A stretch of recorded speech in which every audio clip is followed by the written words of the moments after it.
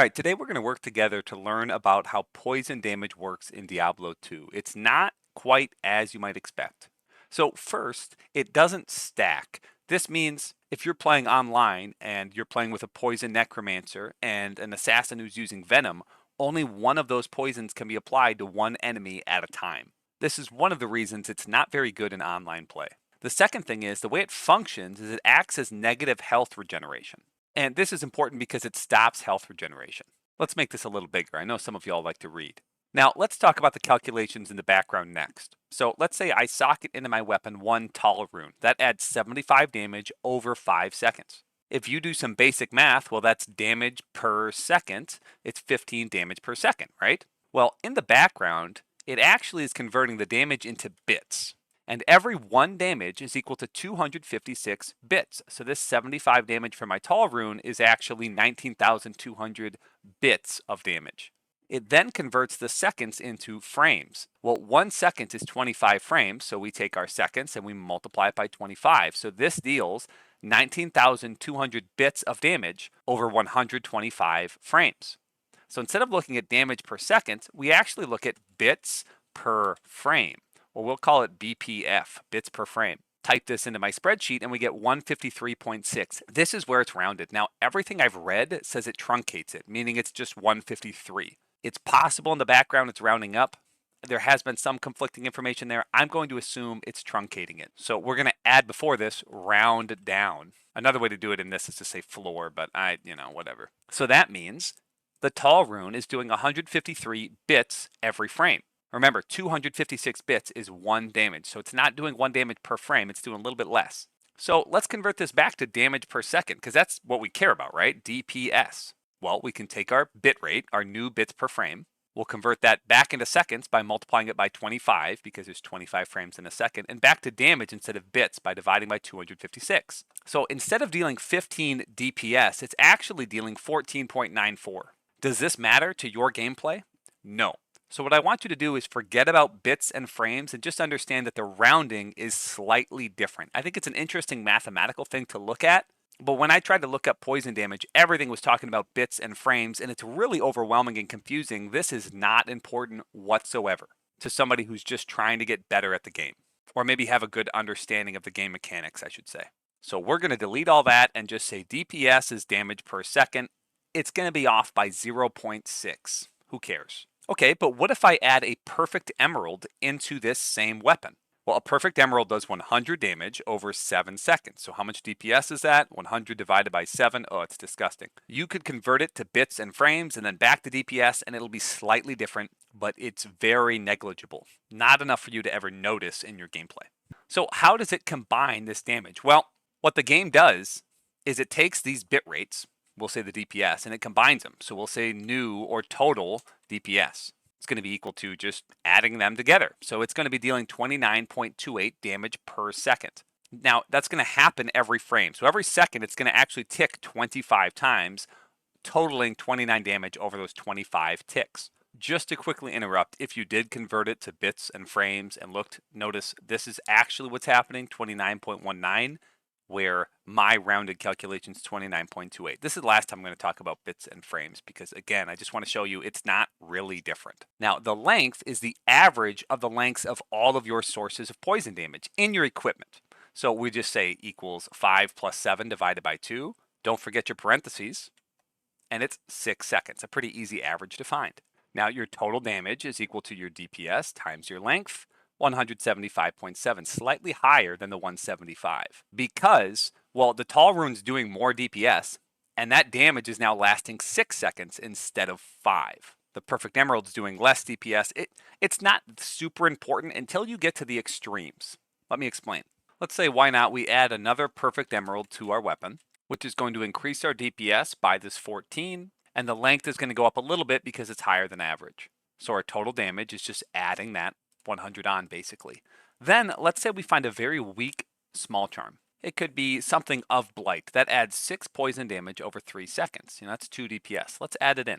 So 6 poison damage over 2 seconds. Let's look at how it changes our totals. The DPS will go up by 3, but the total length, well, we have to add this 2 seconds into the average. So instead of just these 3, let's add in the 2 seconds, and it goes down. So let me show that again. So before adding this small charm of Blight, I did a total of 275 damage. Adding it, sure, it made my DPS go up by 3 from 43 to 46, but my total damage is now lower because it only lasts 2 seconds. Just kidding, this says 3 seconds right there. Clearly I misread it. Let's see what that changes.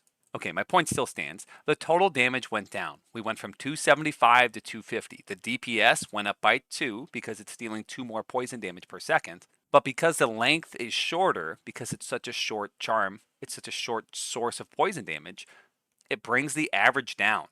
Now, is this a problem? Typically, you don't run out of poison length and enemies die. But if you want to have poison that lasts a long time, do not add sources with a short duration because your duration is an average. You only want sources that have a high duration. So while yes, adding 2 DPS to your poison sounds good, you might not want to lose that total damage, depending on what exactly you're looking for. The Pandemonium event bosses, the Ubers, they regenerate 16,000 health per second. So if you're able to break their poison immunities like Mephisto's or the ones who don't have poison immunities, duration's the most important thing because that will stop that 16,000 healing because they're poisoned. So you don't really care about DPS, you care about just having the total length be longer. So adding in an extra source of poison with a lower duration will hurt you if that's what you're trying to do. Now this first part has been only about gear. It actually gets a lot more complicated when we talk about skills. Okay, so this is a list of all the poison skills in the game. Right away, we're just not going to talk about skeleton mages. They're bad, don't use them.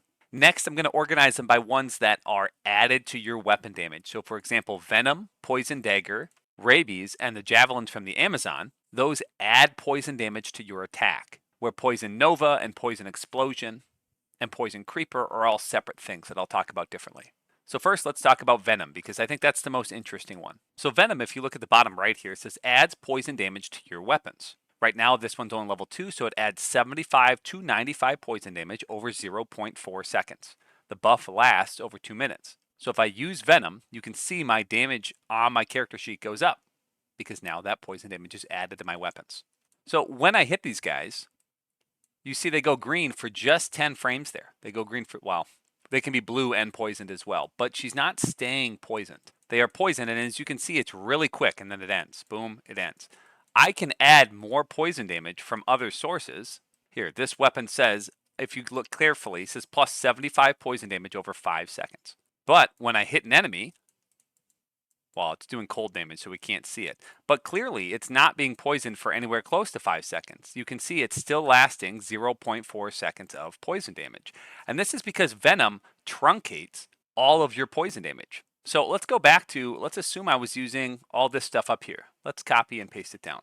Now, Venom does a minimum and a maximum, which can make it kind of confusing. But let's say I do level 10 Venom. It says 205 to 225. We're just going to look at the minimum just to make it less cluttered, but obviously there's a range. It does a random amount up between those two damages. So we'll say 205 over 0.4 seconds. So the DPS is really high. It's 512. But I'm not doing a total of almost 3,000 damage because this length doesn't average these. With Venom, it just sets the length is equal to, now it's equal to 0.4 seconds. So I'm actually only doing a total of 222 poison damage. So in terms of DPS, Venom is great. It does incredible damage per second, but the duration, it's always truncated to 0.4 seconds. So if you want to actually have enemies be poisoned, Venom is not just worthless, but bad. It's making you do less damage overall. And 0.4 seconds, 10 frames is very fast. Chances are you're not able to keep enemies poisoned while you're using Venom.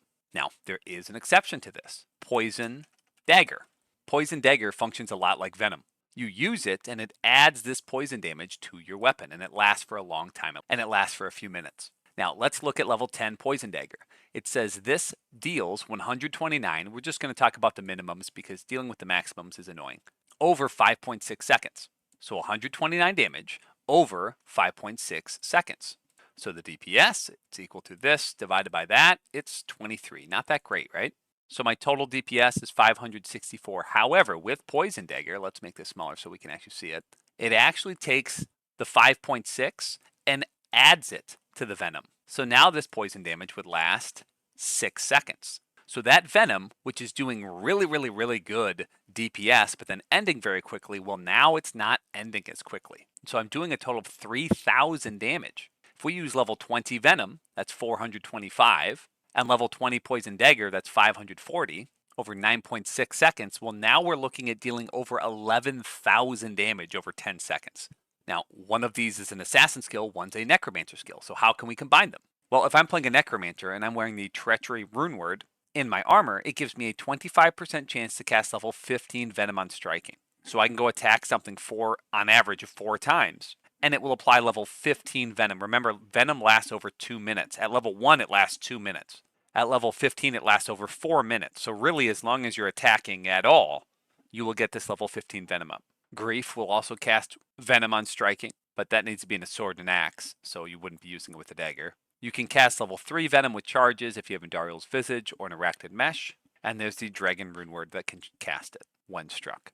So Treachery is probably the easiest one. This also works with Poison Javelin and Plague Javelin, but only the damage that directly hits an enemy. So both of those, you throw a javelin and then they spread clouds of poison. The clouds of poison are not affected by Venom, or even, the runes and the emeralds in your javelins, which you couldn't have anyway. But the poison damage from your charms, for example, that doesn't affect the clouds. You throw the javelin, that hits an enemy. All of that is based on your Venom or your charms in your inventory, but then the clouds are just based on the skill.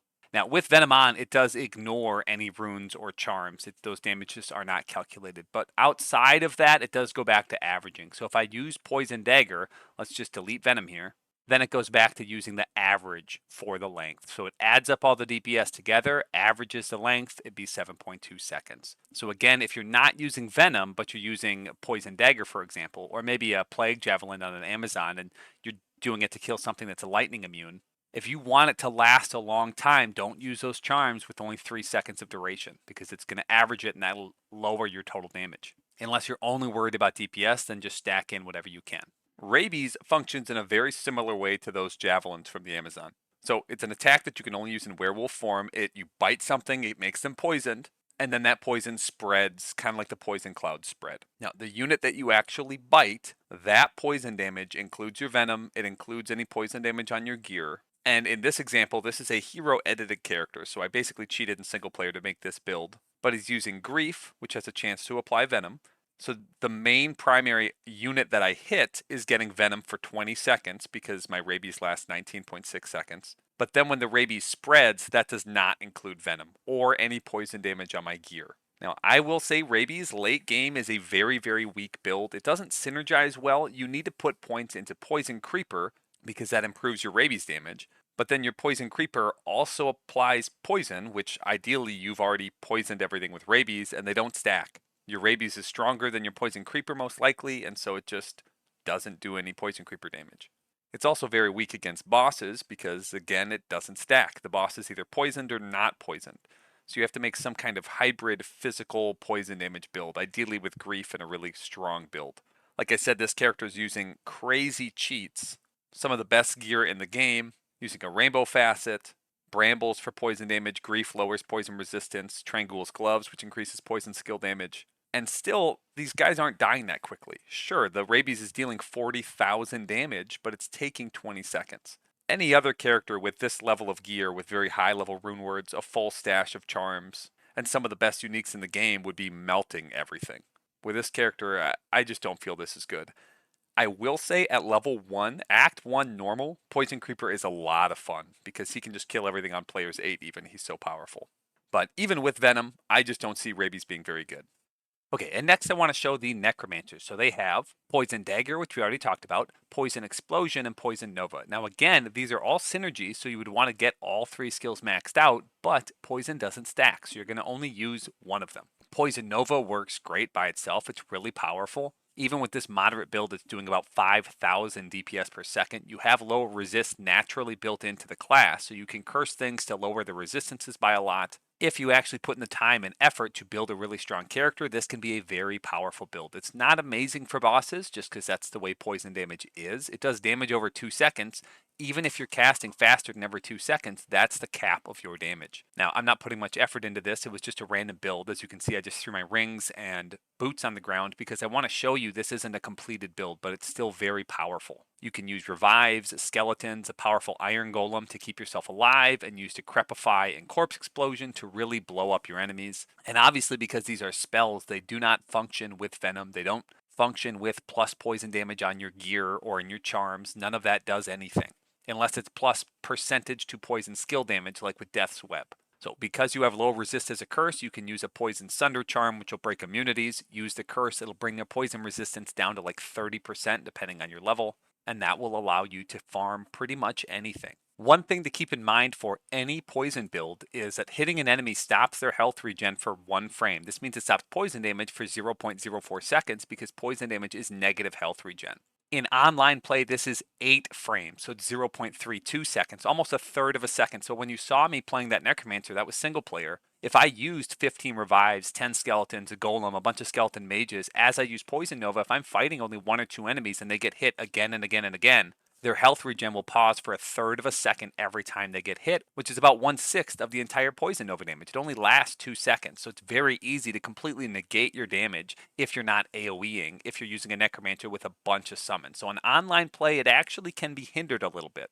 Now, the build can still work. It just against bosses is much worse in online play, especially if you have a party and other people are hitting the boss, stopping their health regen. So because when people hit them, it stops health regen, it also stops poison damage. In single player, it's very negligible, almost not noticeable, but in online play, it can cause issues for a lot of these builds. The last thing to talk about is all of the exceptions. There are exceptions to how long things last. The best place to learn about those is the Amazon Basin. But it's basically this huge wall of text. I don't really want to read all about Whirlwind or explain every last little bit of details. Something that's interesting when calculating the length of your poison damage, it lasts longer if you're using multi-shot or strafe or Blade Sentinel or Blade Fury, the assassin skills. In fact, if you're using them with a two-handed weapon, Blade Flurry will make the poison last as long as all of the durations added together. So if we go back to this calculation, when I added that of Blight rune, instead of being the average here, it would be the sum of all of these. And so it would make it last 22 seconds, making your total damage get to be really, really long. And if you added more,